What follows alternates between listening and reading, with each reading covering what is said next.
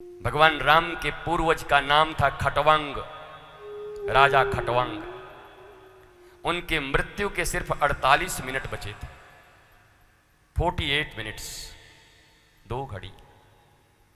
उस समय उनका मुलाकात होता है दिव्य महापुरुष से, गुरु से, गोविंद से, और वो पूछते हैं कि मेरी जिंदगी 48 मिनट की है, क्या मैं तर सकता हूं? क्या मैं ज्ञानी हो सकता हूं? क्या मैं भक्त बन सकता हूं? और 48 मिनट में उनके भीतर में प्रज्ञा उत्पन्न हो गई गुरु की कृपा से। दत्त चित्त हो गए, शांत हो गए। तुम्हारी मृत्यु अगर 7 दिन के बाद कोई कह दे तो तुम्हारा मन लगेगा परीक्षित की तरह कथा में? जिनकी कथा सुनने आए हो श्रीमद् भागवत, 7 दिनों में उनकी मृत्यु होनी है। तक्षक नाग उनको डसने वाला है और वो समस्त घर बार का त्याग करके, परिवार का त्याग करके गंगा जी के तट पर आकर बैठ गए हैं। हजारों ऋषि, हजारों महर्षि, जिनका दर्शन तक स्वाभाविक रूप से किसी को नहीं मिलता, जैसे ही लोगों ने सुना कि परीक्षित आ रहे हैं गंगा के तट पर, हजारों ऋषि पहले से वहां जुट गए। परीक्षित पूछते हैं, क्या 7 दिनों में तर जाने का कोई उपाय है? क्या 7 दिनों में मुक्ति पाने का कोई उपाय है? बड़े बड़े ऋषि थे, बोले हम 10,000 साल से प्रार्थना कर रहे हैं, 10,000 साल से पेड़ में लटक रहे हैं, हमारी मुक्ति खुद न हुई, 7 दिन में तुम्हारी कहां से होएगी? बड़े बड़े याज्ञिक, बड़े बड़े सुरवा लेकर के स्वाहा स्वाहा करने वाले, बड़े बड़े मांत्रिक, बड़े बड़े तांत्रिक, विभिन्न विधाओं से पूजा पाठ कर्मकांड करने वाले लोग मौजूद थे। सब चुप हो गए। बोला भैया 7 दिन में हम कैसे बताएं, 7 दिन में कैसे मुक्ति होगी? पर उसी समय वहां बैठे थे कौन?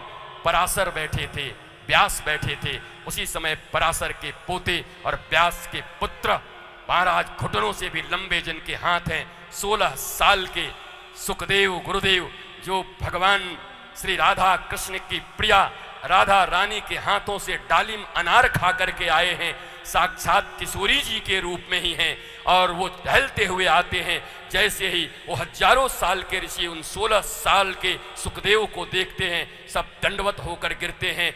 व्यास अपने दाढ़ी से रास्ते बुहारने लगते हैं।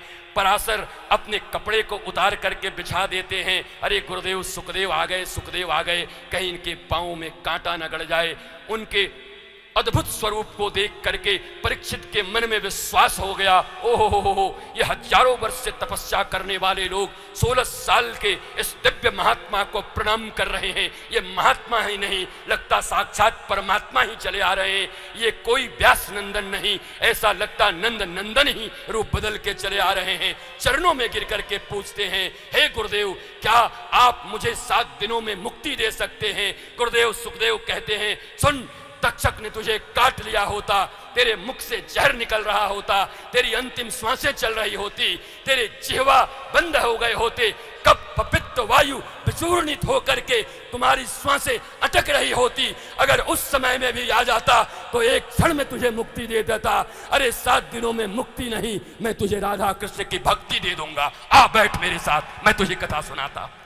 16 साल के गुरुदेव सुखदेव ने कथा सुनाई और मुक्ति नहीं, भक्ति प्रदान कर दिया। मुक्ति भक्ति की दासी है, तुम क्यों मुक्ति के पीछे भागोगे? अगर भक्ति मिल गई तो ज्ञान और वैराग्य भी तुम्हें मिल जाएंगे। और मुक्ति दासी है, भक्ति प्राप्त कर लोगे तो न ज्ञान की कमी होगी, न वैराग्य की कमी होगी, और न फ्रीडम की कमी होगी, न सेल्वेशन की कमी होगी, न मुक्ति की कमी होगी। भक्ति चाहिए, भक्ति। अहम भक्त पराधीनो इव स्वतंत्र इव द्विजा साधुर्वीरग्रस्तहृदयो भक्तैर्भक्तजना प्रिया बिनु विश्वास भक्ति नहीं एहि बिन द्रवहीन राम, राम कृपा बिनु सपने हो। हाय हाय जीवन लह विश्राम, जीवन लह विश्राम। भक्ति ही अमूल्य है। हम सब विभक्त हैं, बटे हुए।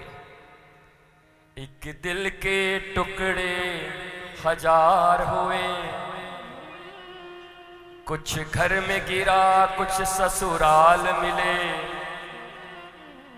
एक दिल के टुकड़े हजार हुए, कुछ यहाँ गिरा कुछ वहाँ गिरा।